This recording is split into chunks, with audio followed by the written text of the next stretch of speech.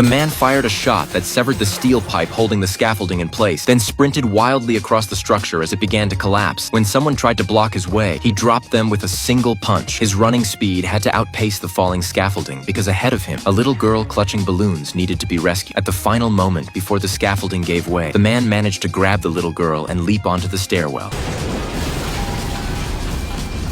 4 years earlier, he had wiped out a human trafficking ring dealing in women and children. Now his enemies had found him and lured him to this building for a meeting. When he pushed open the door, a grenade trigger installed at the entrance was activated.